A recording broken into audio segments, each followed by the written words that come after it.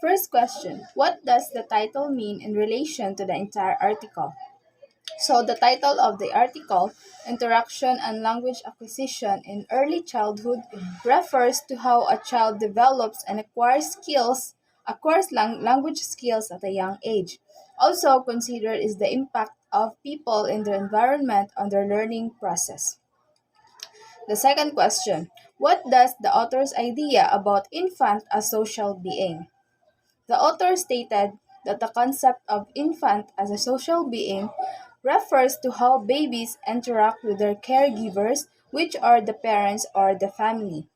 They began to act in a way that gave the caregiver the impression that the babies required them. Furthermore, babies are already aware that the identities of the caregivers are their parents. Babies begin their lives with the ability to smell, feel heat, hear, and see, as well as being a potentially social organism. Next is what is the relationship between the caretaker and the infant in language development? So, when caregivers respond to their young baby's cries in a timely manner, the child learns that someone will be there to help them when they need it.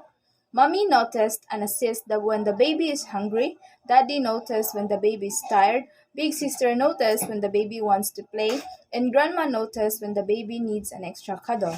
Long before language can develop, this communication must be established between the child and the primary caregivers. Cuddles, smiles, quick responses to cries, coos and giggles, face to face play, and even simply maintaining eye contact are all examples of the wonderful dialogue that occurs between the caregivers and the babies.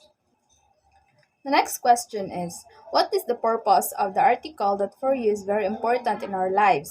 Do you consider the article applicable to the Filipino environment? So, the article's important purpose in our lives is to fully understand the process of child language development that we should be aware of.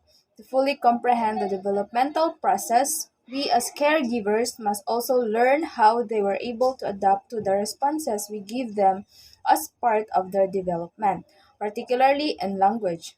The article, I believe, was applicable to the Filipino environment because it is obvious that children learn language acquisition in a similar but not identical manner, which I believe is also present in the Filipino environment. Question number 5. What is the transformation model of language acquisition? Can we categorize this as a historical or modern theory of language acquisition? According to Chomsky's transformation model of language acquisition, a standard and strict stimulus reinforcement model of language acquisition could not account for how a child comes to understand grammar concepts that allow for perfect linguistic utterances. Next, what are the critical issues arrived in the article? Do you agree or disagree on these issues? There were flaws in a stimulus response probabilistic model of language usage that Chomsky and other transformationists dismissed. I disagree with them because humans, especially children, they have the ability to learn through interactions and other means that go beyond simple stimulus responses exercises. Next, what is the difference between theory of the grammar and theory of language in use?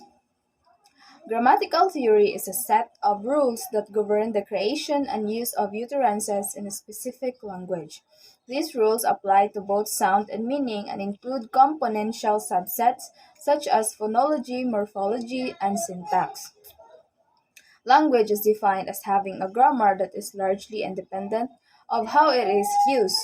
Linguistic theory, in contrast to behavioral theory, contends that language acquisition is governed by universal, underlying grammatical rules shared by all typically developing humans.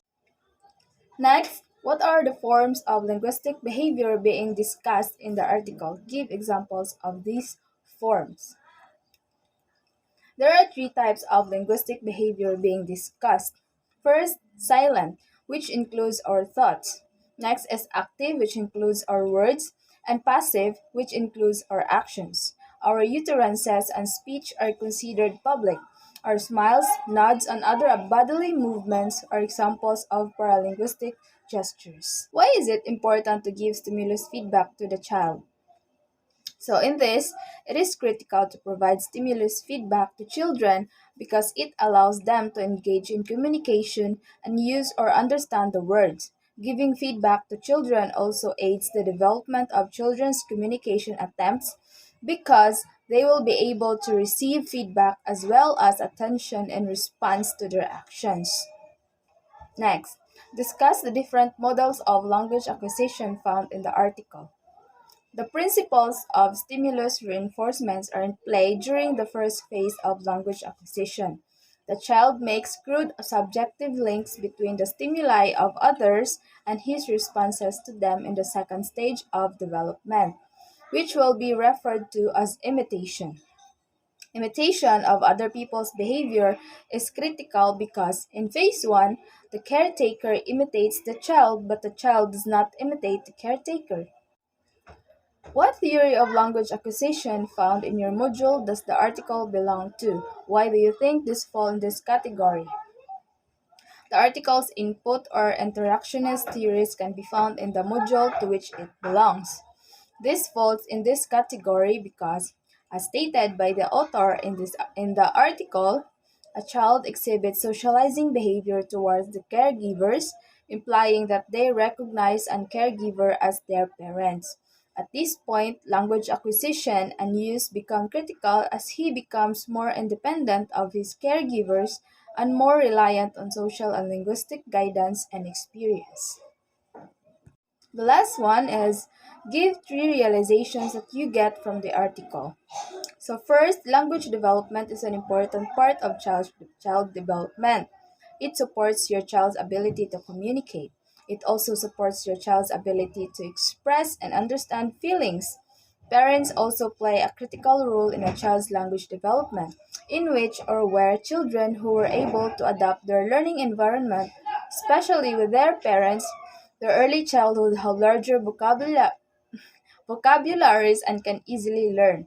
Feedbacks, on the other hand, is important as what I have said, it is where children also learn because they receive the consequences of their actions. That's all, and thank you for listening.